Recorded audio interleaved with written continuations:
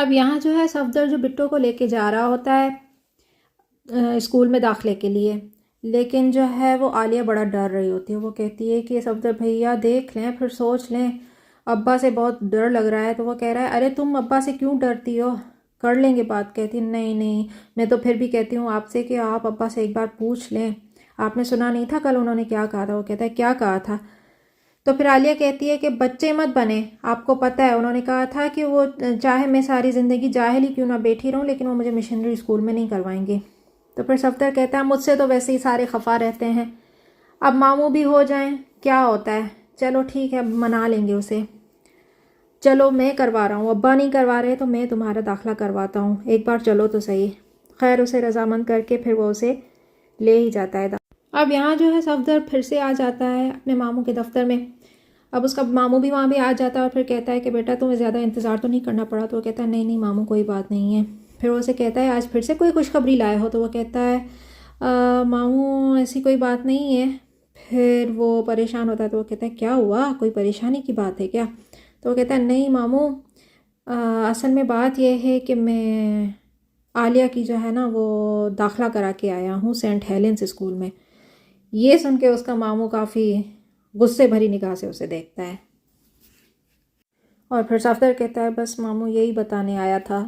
یہاں جو ہے عالیہ بڑا خوش ہو رہی ہوتی ہے اور اپنی باجی کو کہتی ہے کہ اتنا اچھا دن تھا مشن اسکول میں، میری داخلہ بھی ہو گئی، ایسا کرتے ہیں ہم دونوں ہی چلتے ہیں اسکول، بہت خوش ہوں میں آج. تو پھر تہمینہ اسے کہتی ہے ہمارے گھر کی خوشیوں کو بڑی جلد نظر لگ جاتی ہے، ابھی تو ابا کو بھی پتہ لگنا باقی ہے، پتہ نہیں کیا ہوگا. تو پھر وہاں پہ صفدر بھی آ جاتا ہے اور پھر وہ وہاں سے کہتا ہے کہ ماموں کو تو پتہ چل ہی گیا ہے، اور وہ شکل بھی کچھ اس طرح سے بناتا ہے کہ دونوں ڈر جاتی ہیں. اس پہ پھر بٹو اسے کہتی ہے ایسی شکل دیکھ کے کہ اچھا مجھے معاف کر دے، میری وجہ سے آپ کو ماموں کا غصہ برداشت کرنا پڑا نا، میں نے تو آپ سے کہا تھا کہ آپ نہ کریں میری وجہ سے ایسا. پھر وہ اسے کہتا ہے کہ ماموں مان گئے. تو وہ کہتی ہے ہائے آپ نے تو ہمیں ڈرا دیا اور خواہ میں مجھ سے معافیاں منگوا رہے ہیں، چلے میں آپ سے نہیں بات کرتی. تو اس پہ وہاں پہ ان کی ماں بھی آ جاتی ہے اور پھر وہ انہیں دیکھ کے ہنستا ہوا دیکھ کے کہتی ہے یہاں پہ کون سا میلہ لگا ہوا ہے اور کون سی خوشیاں چڑھی ہوئی ہیں. تو پھر عالیہ کہتی ہے کہ اماں صفدر بھیا نے میری ایڈمیشن کروا دی ہے مشن اسکول میں. تو وہ اس پہ بھی خوش نہیں ہوتی، پھر اور زیادہ تل ملا جاتی ہے اور پھر کہنے لگتی ہے کہ ہاں بھائی میں نے تو بڑی منتیں کر کر کے اپنا سر کھپا دیا، بےزتیاں کروا دیں، میری تو ایک بھی نہ سنی، اور بھانجے نے تو ہے جو داخلہ بھی کروا دیا اور بات بھی مان لی اور کچھ کہا بھی نہیں. بھائی اس سے تو صاف پتہ لگ گیا کہ بیوی سے زیادہ مظہر کو بھانجا عزیز ہے. پھر وہ وہاں سے چلی جاتی ہے، صفدر بھی چلا جاتا ہے. تہمینہ کہتی ہے عالیہ سے کہ میں نے تمہیں کہا تھا نا ہماری خوشیوں کو نظر لگ جاتی ہے. تو پھر عالیہ کہتی ہے ابھی نظر اتار کے آتی ہوں، آپ صرف دیکھتی رہیں. عالیہ اپنے امی کے کمرے میں آتی ہے اور آ کے ان سے کہتی ہے کہ اماں آپ کیوں غصہ ہو رہی ہیں. تو پھر اس کی اماں کہتی ہے کہ میں آج تو تمہارے باپ سے دو ٹوک بات کر کے رہوں گی کہ اس گھر میں یا تو اس کے بھانجے کی چلے گی یا میری چلے گی. میں اتنے عرصے سے انہیں کہہ رہی ہوں اسکول میں داخلہ کے لیے تو مجھ پہ تو بڑا کڑتے ہیں، اور بھانجے نے داخلہ کروا دیا تو کچھ کہا بھی نہیں. اس بات پہ تو مجھے اور زیادہ غصہ آنے لگا ہے. تو پھر عالیہ کہتی ہے اماں اس گھر میں تو آپ ہی کی چلے گی، ٹھیک ہے نا، اور چلتی بھی آپ ہی کی ہے. اب آپ یہاں وہاں کی باتوں کو چھوڑیں گی، نظر انداز کریں گی تو میں آپ کو ایک خوشخبری سناؤں گی نا. تو پھر وہ اسے کہتی ہے کیسی خوشخبری. تو وہ کہتی ہے اس اتوار کو جو ہے نا مس ہیلن ہمارے گھر آ رہی ہیں اور اس نے کہا کہ ہم تمہاری اماں سے ملنا مانگتا ہے. اس پہ تو اس کی ماں اور زیادہ خوش ہو جاتی ہے، کہتی ہے ہائے تم نے اس کو کہا ہوگا نا کہ تمہارے ماموں کی بیوی انگریز ہے اس لیے. تو اس نے کہا ارے نہیں اماں، وہ تو مجھے دیکھ کے خوش ہوئی ہیں کہ تم اتنی اچھی ہو تو تمہاری ماں کیا عظیم خاتون ہوں گی اور جو تمہیں مشنری اسکول میں پڑھانا چاہتی ہیں. اس کی ماں اسے کہتی ہے کہ تمہیں انگریزی تعلیم دلانا میرا سب سے بڑا خواب ہے، تمہیں کیا پتا، اور دیکھو انگریز کتنے ذہین ہیں، بیٹی کو دیکھ کے یہ اندازہ لگا لیا کہ اس کی ماں کتنی عظیم عورت ہوگی جو بیٹی کو انگریزی تعلیم دلانا چاہتی ہے. ایک تمہارے ابا ہیں بس جو گھر میں پڑی نعمت کا کفران کر کر کے جہنم کما رہے ہیں. تو پھر عالیہ اسے کہتی ہے اماں لیکن ہم انہیں تحائف کیا دیں گے.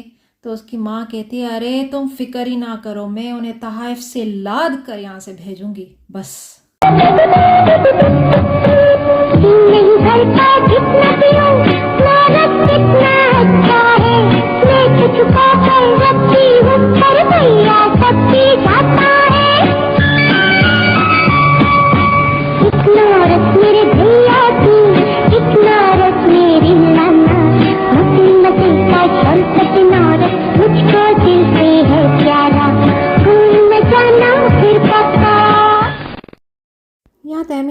وہ صفدر کا شکریہ ادا کرنے آتی ہے اور پھر اسے کہتی ہے کہ اماں دل کی بری نہیں ہے۔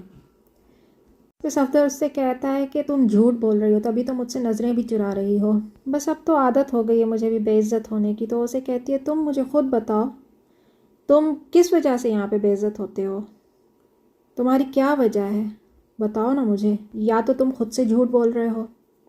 تو صفدر اس سے کہتا ہے کہ میں اس گھر میں صرف تمہارے لیے ہوں اور سب چیزیں صرف تمہاری وجہ سے ہی برداشت کر رہا ہوں، اور تب تک برداشت کرتا رہوں گا جب تک تم میری نہیں ہو جاتی۔ ان دونوں کو وہاں بیٹھے تہمینہ کا ابا بھی دیکھ لیتا ہے اور ان کی ساری باتیں بھی سن لیتا ہے۔ یہاں اظہر بھی اپنی ماں کے کمرے میں آتا ہے، کہتا ہے آداب اماں جان۔ تو اس کی ماں کہتی ہے آداب، آؤ اظہر، کہاں ہوتے ہو، بیٹھو میرے پاس، ایک ہی گھر میں ہوتے ہوئے تمہیں دیکھنے کے لیے عرصہ گزر جاتا ہے۔ اس پہ اظہر کہتا ہے کہ اماں بس پارٹی کی ذمہ داریاں کچھ زیادہ بڑھ گئی ہیں۔ تو اس کی ماں کہتی ہے کیوں، گھر کی ذمہ داریاں کم ہو گئی ہیں کیا؟ میں تو کہتی ہوں چھوڑ دے اس کمبخت سیاست کو۔ تو اظہر کہتا ہے کہ اسی سیاست کی وجہ سے اب آزادی کی منزل بالکل قریب ہے، بس آپ انتظار کیجئے۔ تو اس کی ماں کہتی ہے ہماری تو ساری زندگی انتظار میں ہی کٹ گئی، کبھی تمہارے بھیا کا انتظار، کبھی تمہارا انتظار، تو کبھی مظہر کا انتظار، اور اب آزادی کا انتظار۔ نہ بھیا، اب ہم سے نہیں ہوتا یہ انتظار۔ تو پھر اظہر کہتا ہے کہ انشاءاللہ جب آزادی مل جائے گی تو سب ٹھیک ہو جائے گا۔ تو اس کی ماں کہتی ہے اس گھر کے حالات ٹھیک ہو جائیں تو سمجھوں گی آزادی مل گئی اور سب کچھ ٹھیک ہو گیا۔ پھر اس کی ماں پوچھتی ہے کہ مظہر نہیں آیا، پہلے تو عید بقرعید پہ آ جاتا تھا۔ تو اظہر کہتا ہے کہ خط آیا تھا اس کا، انگریز سرکار کی نوکری میں ڈوبا ہوا ہے، نہ انگریز ملک چھوڑتے ہیں نہ مظہر ان کی نوکری چھوڑتا ہے۔ تو اس کی ماں اسے جواب دیتی ہے کیوں چھوڑے، اسے اپنے بیوی بچوں کی فکر ہے، تمہاری طرح تھوڑی ہے کہ اپنی آل اولاد سے بے خبر ہو کر گاندھی جی کی دھوتی کا پلو اٹھائے اٹھائے پھرتا پھرے۔ اس پہ اظہر اسے کہتا ہے اب ایسی باتیں تو مت کیجیے اماں۔ پھر اظہر جو ہے اس سے کہتا ہے اب یہ سب باتیں چھوڑیے، میں آپ کی اجازت لینے آیا ہوں۔ تو اس سے کہتی ہے کس بات کی اجازت؟ وہ کہتا ہے الہ آباد میں کانگریس کا جلسہ ہے، بس میں اس کے لیے جا رہا ہوں، آپ سے خداحافظ کہنے آیا تھا۔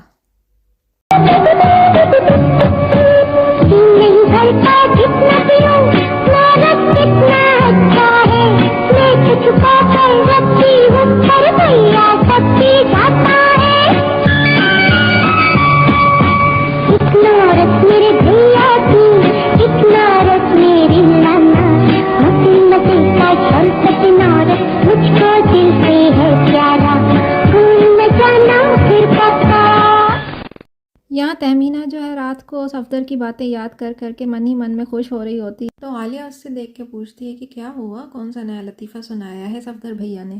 تو وہ اس سے کہتی ہے کہ کتنی دفعہ تمہیں منع کیا ہے کہ اس طرح اس کا نام مت لیا کرو، کتنی بدنامی ہو جائے گی اگر کسی نے سن لیا تو۔ عالیہ اس سے کہتی ہے اچھا جب خود راتوں کو چھپ چھپ کے اس سے ملنے جاؤ تو وہاں بدنامی نہیں ہوتی؟ تو اس سے تہمینہ کہتی ہے میں اس سے تب ملنے جاتی ہوں جب کوئی سب سو رہے ہوتے ہیں۔ یہاں پھر ان کا ابا آ جاتا ہے، پھر وہ آ کے ان سے پوچھتا ہے تم لوگ ابھی سوئے نہیں ہو؟ تو وہاں پہ عالیہ کہتی ہے کہ ابا بس سونے لگے ہیں، تھوڑا سا کام بات کی بچتا ہے۔ تو پھر وہ تہمینہ سے پوچھتا ہے اور تمہیں کون سا کام ہے تہمینہ، تمہیں نیند کیوں نہیں آ رہی؟ تو وہ کہتی ہے بس ابا میں بھی سونے لگی ہوں۔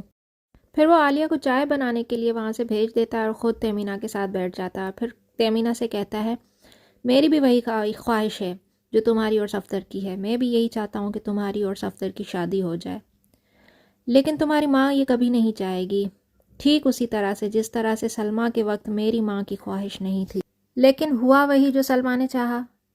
یہ میرا تم سے وعدہ ہے، انشاءاللہ ہوگا وہی جو تم اور صفدر چاہتے ہو۔ لیکن پھر وہ اس سے پوچھتا ہے کیا میری بیٹی بھی وہی چاہے گی جو میری بہن نے چاہا تھا؟ تو اس پہ تہمینہ کہتی ہے کہ نہیں ابا، میں آپ کا سر کبھی بھی شرم سے جھکنے نہیں دوں گی، چاہے اس کے لیے مجھے کیسی بھی قربانی کیوں نہ دینی پڑے۔ اس کا باپ اسے کہتا ہے میں تم سے کوئی بھی قربانی نہیں مانگوں گا، بس میری ایک بات صرف مانو، اگر مانو یوں راتوں کی تاریکی کے اندھیرے میں صفدر کو ملنا چھوڑ دو۔